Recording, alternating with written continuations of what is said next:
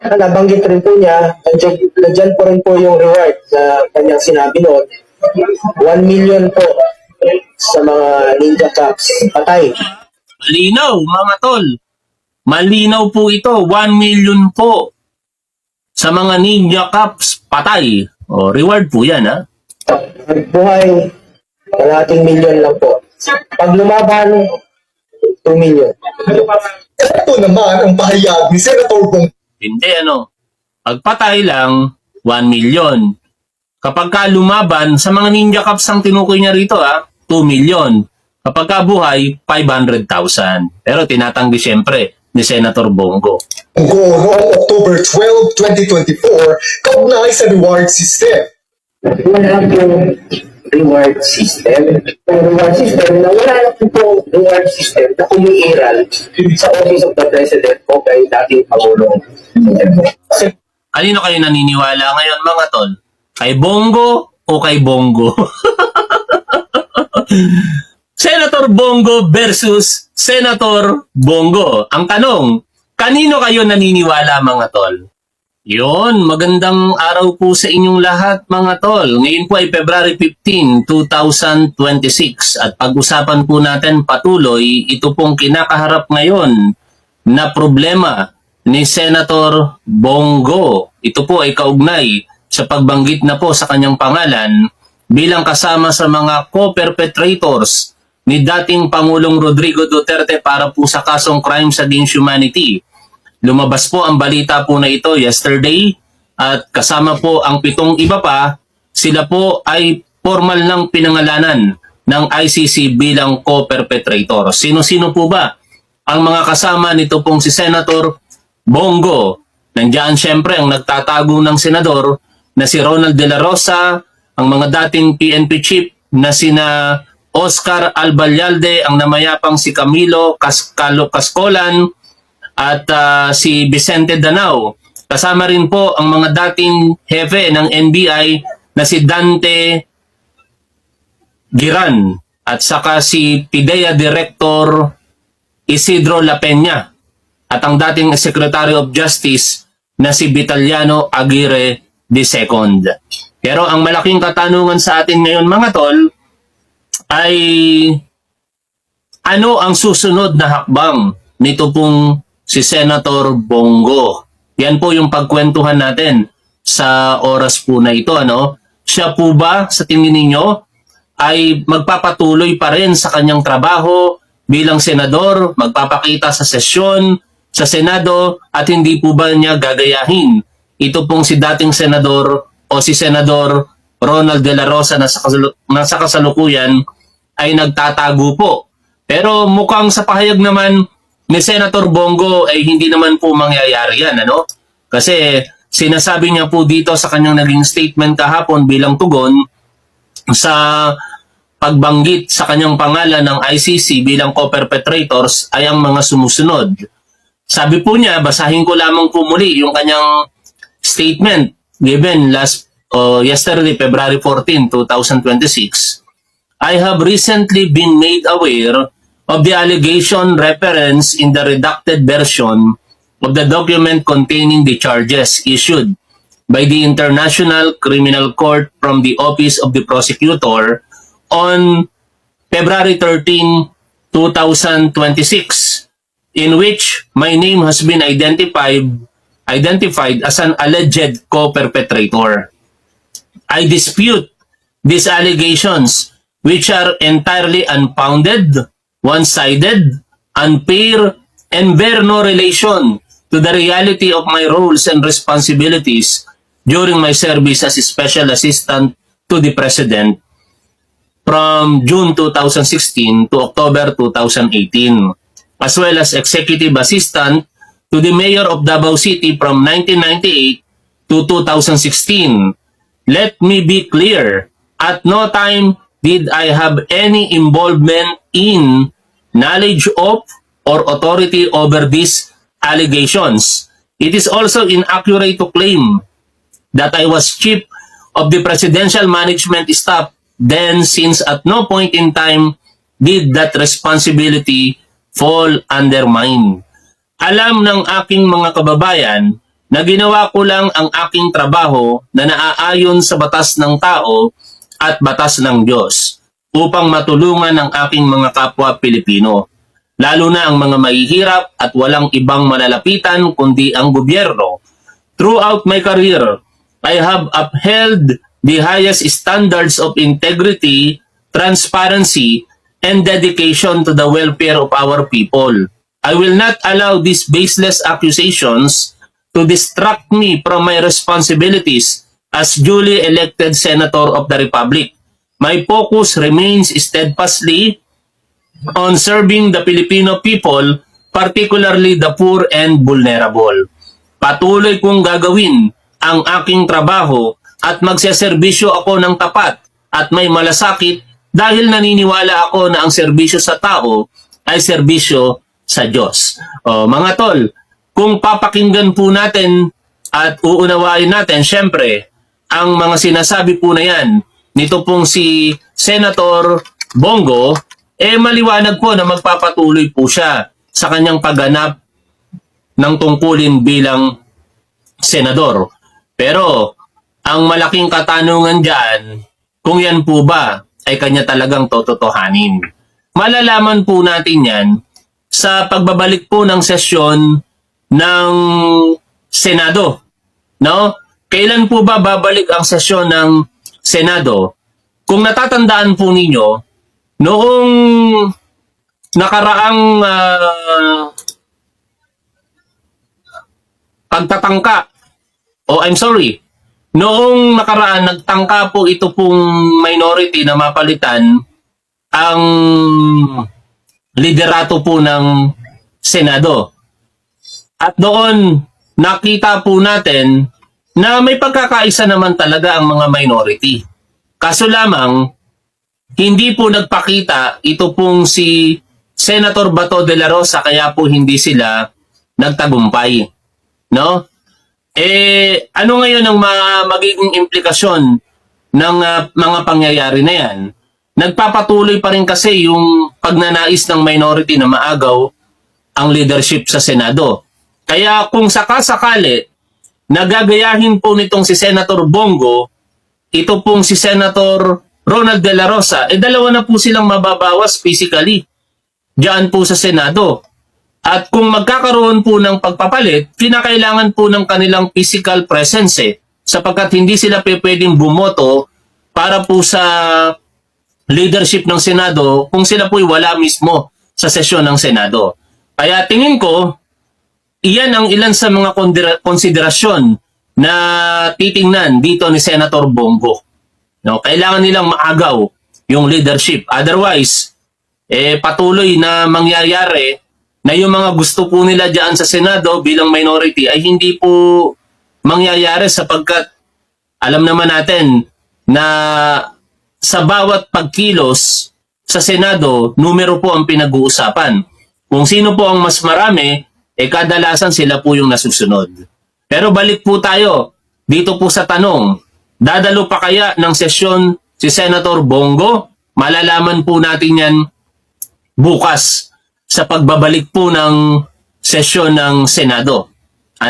Kasi kung si Senator Ronald de la Rosa naging obvious noong November 11, 2025 sa pagbabalik ng sesyon ng Senado after a break, hindi na po ito nagpakita. Tapos nag-break ulit noong holiday noong Disyembre, tapos nag-resume noong January, hindi pa rin po nagpakita. Ito pong si Senator Bato de la Rosa hanggang sa kasalukuyan. Kaya kung ito pong si Senator Bongo ay tutupad po talaga sa kanyang mga sinabi po dito sa kanyang pahayag na patuloy niya lamang gagawin ang kanyang trabaho at magseserbisyo ng tapat at may malasakit dahil naniniwala siya na ang serbisyo sa tao ay serbisyo sa Diyos, magpapakita po ito bukas, mga tol. Sa tingin ninyo, magpapakita pa kaya si Senator Bongo bukas o magtatago na po ito tulad po ng ginawa ni Senator Ronald de la Rosa? Ngunit, kung susuriin din po natin sa isang banda, itong statement ni Senator Bongo, mariin niya pong itinatanggi na may kinalaman po siya sa akusasyon kay dating Pangulong Rodrigo Duterte. Ang malungkot lamang dito mga tol, para sa mga Duterte supporters, mukhang iniiwan na ng mga pinagkatiwalaan ni Rodrigo Duterte itong si Rodrigo Duterte. No? Kasi dati-rati, ito yung mga pahayag ni na Senator Bongo eh. O, puntahan natin yung mga nakita kong pahayag nila. Kanino ko ba nakita yon? Dito yata kay Atty. Wilfredo Garrido. O, ito oh. Diba? Noong May 5, 2019, sabi nitong si Senator Bongo, President Duterte said he is ready to go to jail. Nasa na si Rodrigo Duterte ngayon mga tol? Nakakulong na po sa Hague, Netherlands. Ano ang sinabi ni Senator Bongo nung mga panahong iyon? I told him, I will go with him to jail.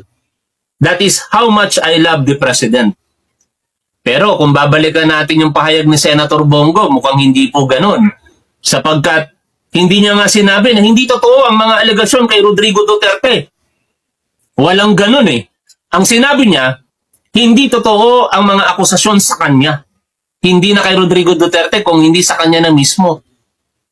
O, nililinis na ngayon ni Senator Bongo yung kanyang kamay sa mga ibinibintang kay dating Pangulong Rodrigo Duterte. Kaya kung ako ang tagahanga ni Rodrigo Duterte, buti na lang hindi.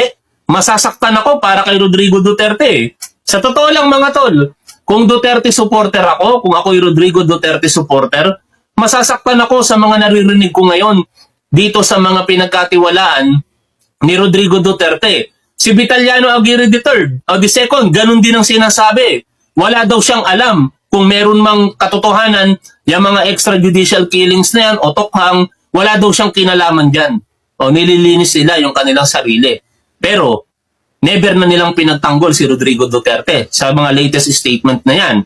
Diba? Eh yung latest statement ni Bongo, kahit ulit-ulitin po natin ito mga tol, wala po ditong parte ng statement niya ang nagtatanggol kay Rodrigo Duterte.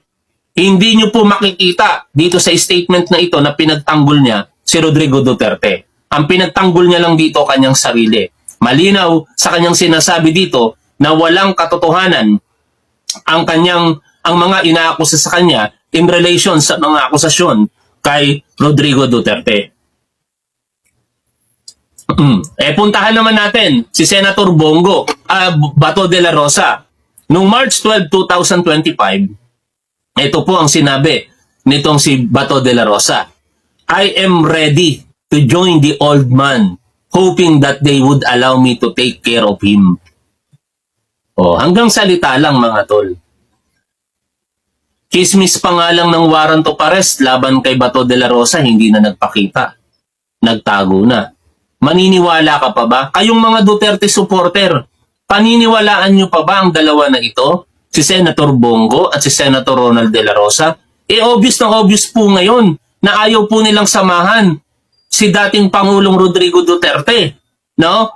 Tapos meron ako nakitang video, ewan ko, hindi ko pa ito napapanood talaga eh. Pero may mga pagkakataon kasi na yung mga akusasyon ni Rowena Garma dito po kay Bongo, na siya po yung nagko-course ng lahat ng mga directives, ay pinabulaanan po nitong si Bongo. No? Marami pong ito po yung mga papasinungaling ni Bongo. No? Sabi niya, hindi daw po totoo na may reward system. No? Ayan, i-play ko po sa inyo itong mga pagtanggi ni Senator Bongo.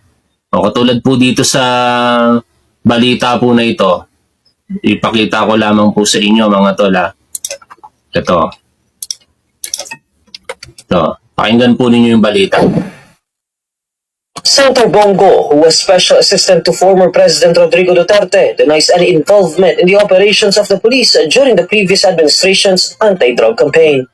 In a statement, Go says he had no direct or indirect participation in the war on drugs operational requirements. Retired Police Colonel Rowena Garma earlier alleged Go had coordinated with National Police Commission Commissioner Edelberto Leonardo in setting up a system to give police officers cash incentives for every drug suspect in the drug list killed. According to Go, he also had no hand in the Office of the President's finances since that was not part of his mandate under the previous administration. He also denied the existence of a reward system being implemented before in exchange for anyone's life. Go then calls for an impartial investigation. Naglilinis talaga ng kamay si Senator Bongo. Kasi ito po yung testimony ni Royina Garma sa Quadcom kung saan na-implicate ito pong si Bongo. No? Balikan po natin ito. Ito po yun Knowledge. However, I did so with great apprehension as I recognized that my statements on national television could significantly endanger my life, the safety of my family, and other close to me.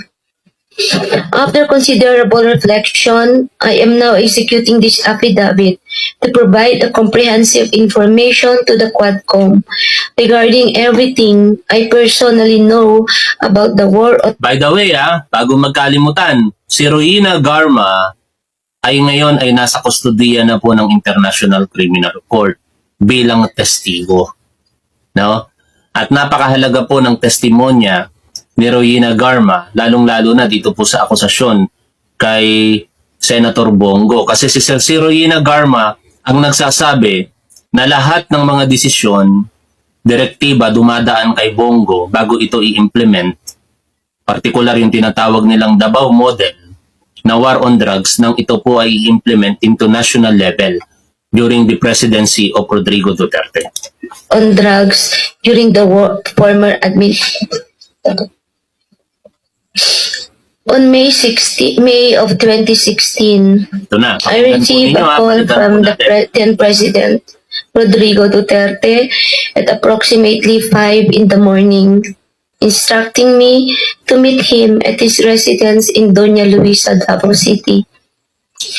I was already acquainted with then Mayor Duterte, having served as a station commander in one of the police stations in Davao during his tenure. During our meeting, he requested that I locate a PNP officer or operative who is a member of the Iglesia ni Cristo, indicating that he needed someone capable of implementing the war on drugs on a national scale, replicating the Davao model. The Davao model referred to the system involving payment and rewards. The Davao model involves 3 levels of payments of rewards. The first is the reward if the suspect is killed. Second is the funding of planned operations. Third is the refund of operational expenses. Yan Tatlo. Kanina nakalimutan ko yan Reward sa pagka may napapatay, kaugnay ng war on drugs. Reward sa operational plan at saka reward or refund doon sa operational expenses. Yan po yung pinabubulaanan ni Senator Bongo. Pero syempre, yan ay a matter of defense sa parte ni Senator Bongo. Tingnan natin kung saan hahantong yung katwiran ni Senator Bongo kung yan po ba'y kakatigan ng ICC kinalaunan. Ituloy po natin ang pakikinig kasi dito po babanggitin ni Royina Garma yung di umano'y partisipasyon nito pong si Senator Bongo kaugnay po ng war on drugs ni Rodrigo Duterte.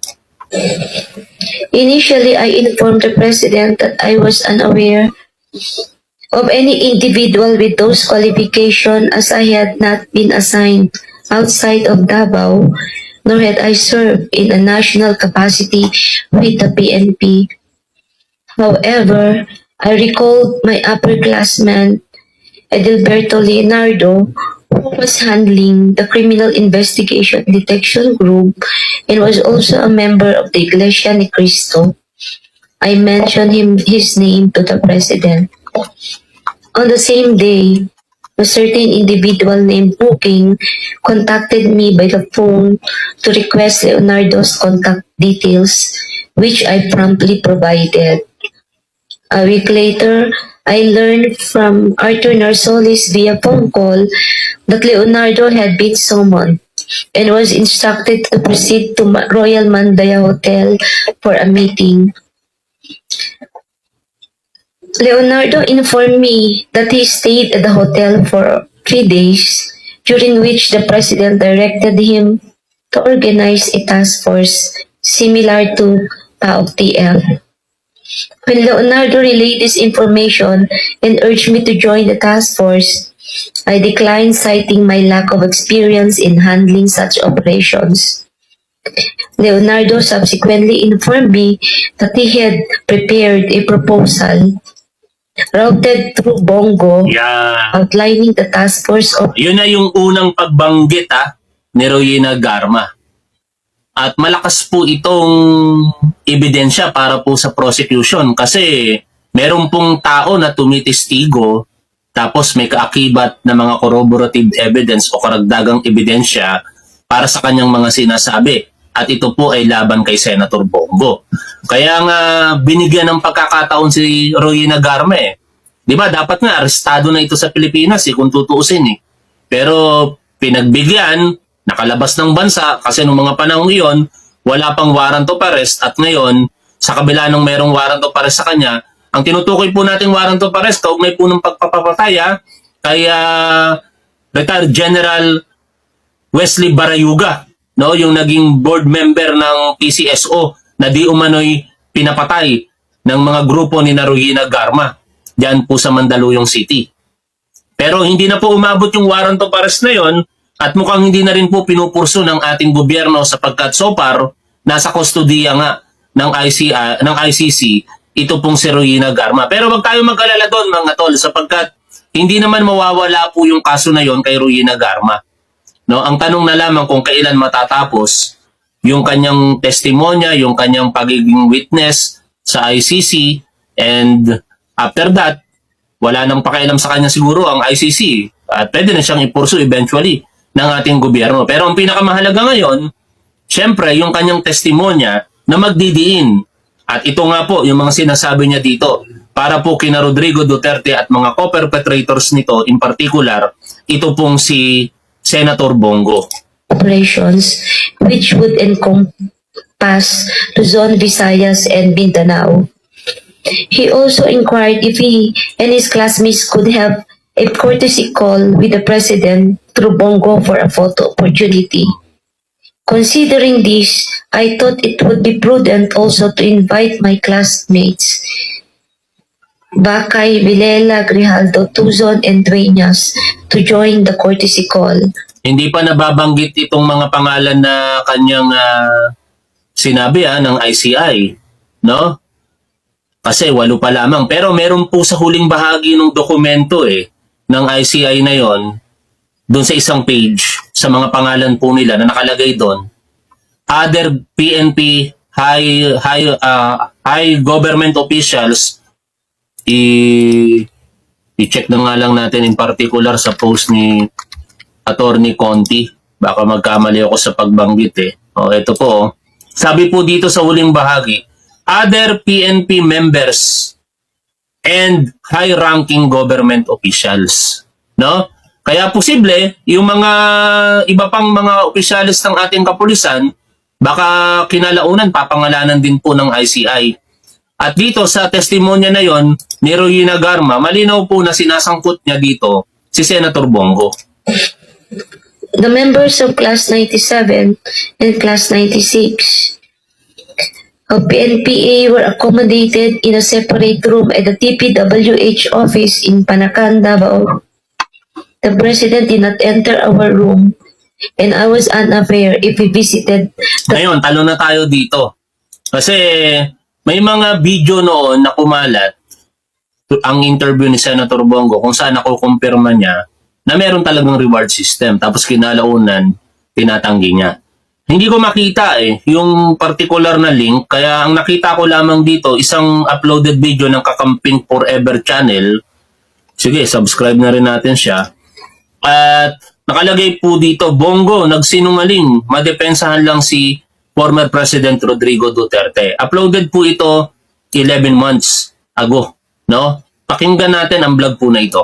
Senator Bongo, makakalimutin o sadyang sinungaling lang talaga. Wala naman siya sinabi na. May sinabi ba siya na patayin mo ito? Ito yung latest no? Yung after na magsalita si Royina Garma na interview itong si Bongo. Sinungaling. Wala pong reward system. Sinungaling.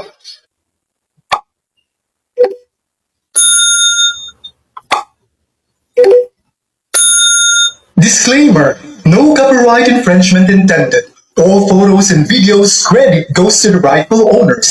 Photos and videos are for Sabi ni DJ Cans, YouTube Shorts Reward System title. O sige, tingnan natin mamaya. Pero nandito na yon malamang. action video purposes only. Hanapin na rin. Senator Christopher Bongo, pinabulaan ang aligasyong reward system ng dating Davao Police Officer na si retired Police Lieutenant Colonel Riena Garma sa House Quadcom hearing noong October 11, 2024 kaugnay sa War on Drug campaign ng nakaraang Administrasyong Duterte. Maganda sana yung specific title, BJ Cans, ano? Pero tuloy natin ang pakikinig po.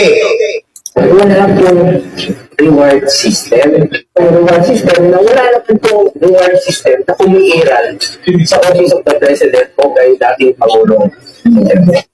Pero tila yata nakalimutan o sadyang kinalimutan o sadyang sinungaling lang talaga si Senator Bongo dahil noong September 24, 2019 sa interview sa kanya ng press media. Yung pala, September 24, 2019. 24, 2019 Bongo interview. Yan. Mahirap dito makita pa rin, ano? Pero nandito naman sa vlog na yun. Tuloy na natin ito. Kaugnay sa War on Drug campaign ng dating Pangulong Rodrigo Duterte ay nabanggit niya ang tungkol sa reward system. Ito, panoorin natin ang magkasalungat na pahayag ni Senator Bongo. Nabanggit rin po niya, nandiyan po rin po yung reward sa kanyang sinabi noon. 1 million po sa mga ninja cops patay. Malinaw, mga tol. Malinaw po ito. 1 million po sa mga ninja cops patay. Reward po yan, ha? Buhay, kalating milyon lang po. Pag lumaban, 2 million. Ito naman ang pahayag ni Senator Bongo. Hindi, ano? Pagpatay lang, 1 million. Kapag ka lumaban, sa mga ninja cops ang tinukoy niya rito, 2 million. Kapag ka buhay, 500,000. Pero tinatanggi siyempre ni Senator Bongo. Noong October 12, 2024 kaugnay sa reward system. Wala pong reward system. Ang reward system na wala na pong reward system na umiiral sa Office of the President o kay dating Pangulong Duterte. Kanino kayo naniniwala ngayon, mga tol? Kay Bongo o kay Bongo? Senator Bongo versus Senator Bongo. Ang tanong, kanino kayo naniniwala, mga tol?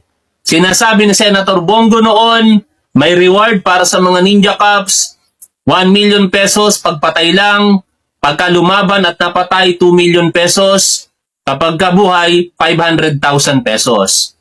O doon sa isang Senator Bongo na nagsasabi na wala pong reward system. O kanino po kayo naniniwala?